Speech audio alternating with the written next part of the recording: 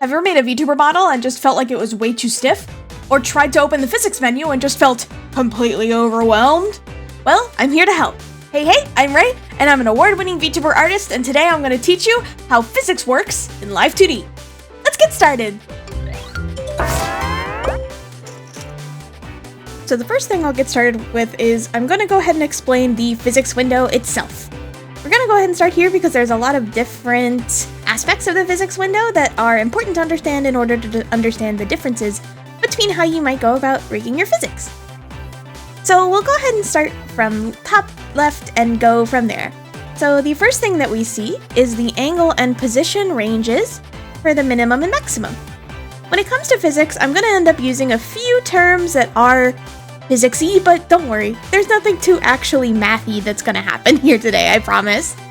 So you can think of these values in here as kind of like the force or how strong the physics motion will be.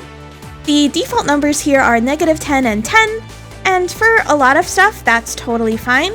But there may be other things that you feel like no matter how strong you end up making your pendulums and stuff, nothing is reacting quite as big as you want it to. That's when you can go ahead and up the minimum and maximum values, where it'll make the range of the motion bigger and basically make that movement stronger. And then from there, you can see where the inputs are, and those are going to be the actual force that's being applied to cause this secondary motion. A lot of the physics in Live2D can be considered secondary motions, kind of like an animation. When someone moves really fast, their hair will move, or their clothes will lag behind them. That's basically what you can think of using the physics menu for in Live2D, and this will be the initial movement that we want to make their secondary motion move off of. From there, you'll see there's some pendulum settings at the bottom. The pendulum is going to be what determines how our secondary actions move, and we'll go into them a little bit in more detail on the output menu. But you may be wondering, when it comes to the input, you can choose between having a force be based on position and based on angle. The easiest way to think about this is to look at how the pendulum moves. When you're using the force based on position, it's basically saying when this moves in position, the things underneath it will react to that movement, but then return to neutral when the movement is done. When it comes to reacting on angle, the pendulum actually rotates, and so once the movement has actually resolved and everything returns back down to neutral, you still have something offset based on the fact that the pendulum is now tilted. You can basically think of this as like when you tilt your head, your hair ends up getting pulled down by gravity. That's an angle movement. Whereas when you shake your head and your hair moves all around, that's like a position movement. Your head's moving back and forth, and your hair is moving in response, but in two different ways. Once we get to the output settings, there are two sections. The mapping from the pendulum to the actual rigged values, and the settings for the pendulum itself. For the top, we have a few different settings. We have which pendulum we want to map to, which value we want to map that part of the pendulum to, the effectiveness, or like how much it is affected by the movement of the pendulum, 100 being 100%.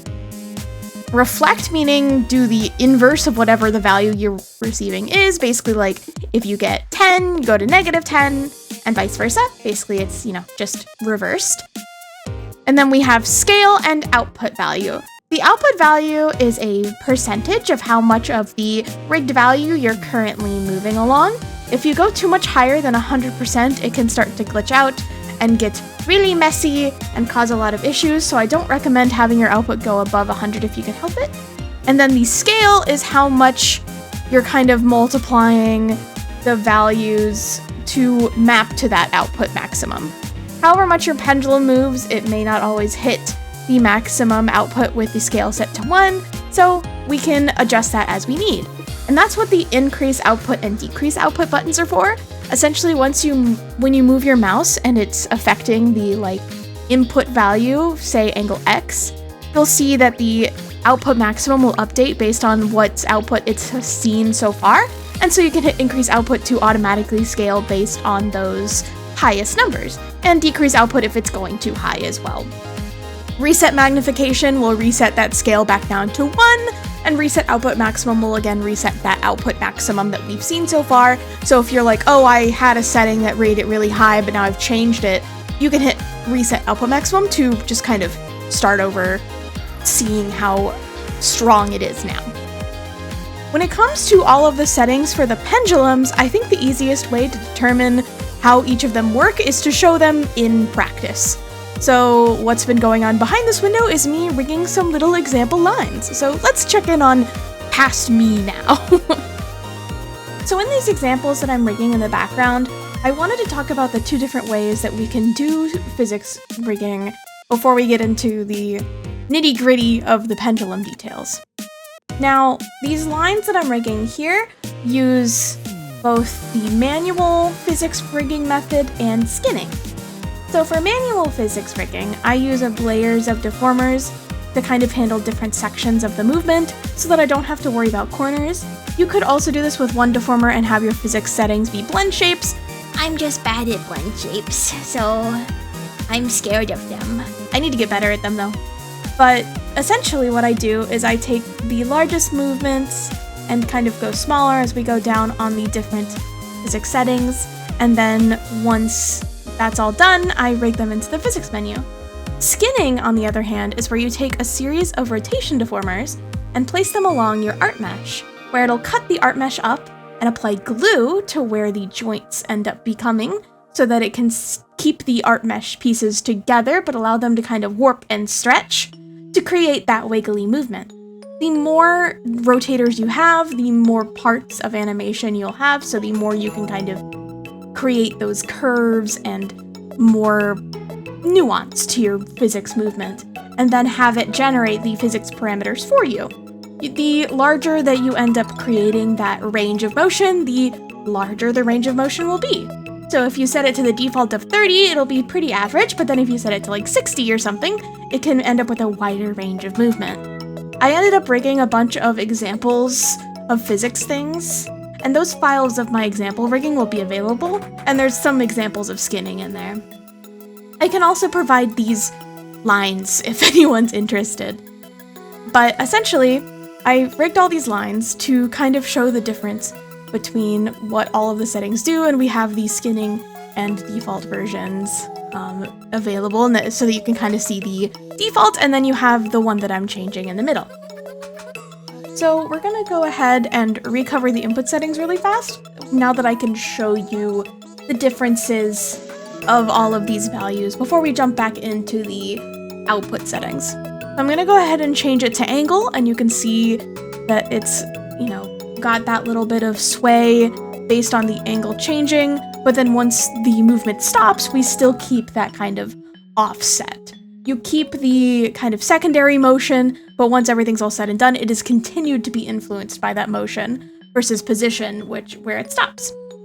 Now, if I increase the value of position, you can see how much more it moves compared to the other ones, and you can also notice how it's kind of freaking out a little bit, and that is because we're getting to greater than 100 in the output settings, where, as I mentioned, that can kind of cause it to freak and glitch out, so just something to keep an eye out for. So now we're gonna go ahead and mess with the pendulum settings, which is the big thing that we're kind of looking at here. So first, I'm gonna end up messing the duration, so I lower the duration, so we kind of have the movement being faster and resolving faster. It also ends up raising the output maximum, so if it looks a little funny, but that might be why. Now I went ahead and put the duration back to normal, and so you can see the changes there. And now we're going to mess with the shaking tolerance, which is essentially how long it takes for the movement to stop moving. It's going to be how much it wiggles after the movement has happened. So the higher the shaking tolerance, the more you're going to get that kind of wiggling movement, and it makes it feel lighter and freer. The reaction time is how long it takes after the movement for our movement to result, and the higher the reaction time number, the slower our reaction time. So keep that in mind, and also that's going to make your movements a lot stiffer and heavier feeling, because heavier objects will take longer to move and be affected by initial movements, as well as, move less once the movement is occurring. The convergence speed is how long it's going to take to return to neutral. So if you have a higher convergence speed, you're gonna basically move more before you fully settle in. And then if you have a lower one, you're gonna settle in sooner. So again, that kind of can contribute to like the weight of something. If something's heavier, it's going to kind of try to settle into not moving again faster. It's gonna try and settle back into the middle sooner. And that's that.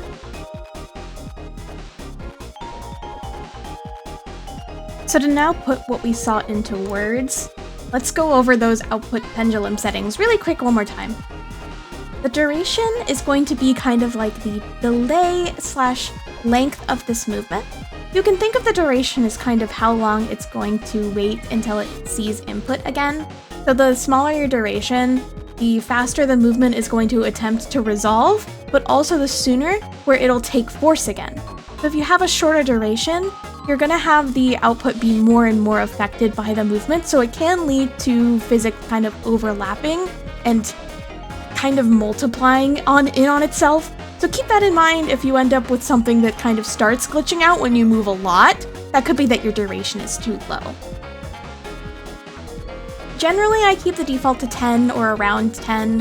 5 if I'm going for something really quick, but for the most part, something between 8 and 12 is what I try to shoot for. The shaking influence is going to be how much the pendulum shakes / wiggles.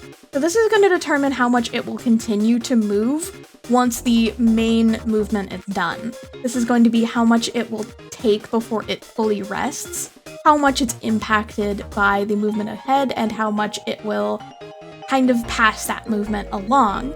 The more it shakes, the lighter something will feel, and the less it shakes, the heavier something will feel.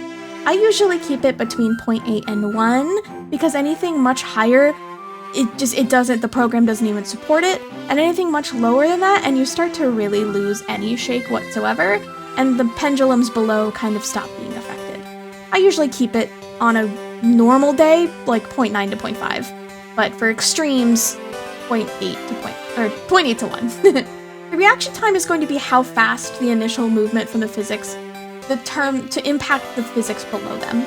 So for reaction time, you're going to see how fast it's taking for the pendulums to respond to the movement above them. So essentially, I usually keep this between 0.8 and 1.2. I don't try to push it too much. I usually just keep it at the default. But if I really need to tweak something for a little bit of extra polish, that's kind of the range I try to stick in. The convergent speed is how long it takes the movement at this point to return to neutral. I rarely mess with this one. I've only really started messing with it recently to really polish or fine-tune a physics movement, but you can kind of think of it as like the momentum of your movement. How much momentum does it have? How long is it going to keep moving before it decides to return to normal? A heavier thing will return to normal quicker if it didn't really get that much speed, and you can kind of think of it that way. If you up the convergent speed, it's going to feel heavier or like more difficult to move, more stiff. Whereas if you lower the convergent speed, it'll be looser and freer. Smaller numbers at the kind of biggest part of the movement tends to work well for me, but then progressing to looser, like lower on in the pendulum, feels very natural. Like if you think about when you shake your head, the hair closest to your head moves the least and returns to natural normal the fastest, whereas the ends of your hair will have more freedom and more wiggliness. So for any of these, I tend to try and reduce the movement and speed at the top, but then increase it down below.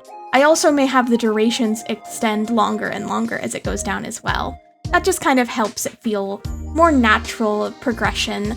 As we move away from the source of the movement might get more extreme, if that makes sense. Overall, when it comes to physics, my favorite technique is just tweaking as I go. Put some numbers in there, see how they feel, and keep messing with them until it feels right. So don't be afraid to put some numbers in, see how they look, and try tweaking them from there. The stuff I gave you here is more of a guideline and an understanding to help you know where to start and where to look, but it's all going to come down to what looks nice to your eye, because we all have different preferences, and what your own rigging and model will look best with. So just go out there and have fun. If you have any questions, feel free to let me know in the comments, and if you want to check any of the resources I have available, they'll be up on my VGen shop. Links will be in the description below. Thanks again for hanging out, and good luck with the rigging, and remember to take care of yourself. Bye bye!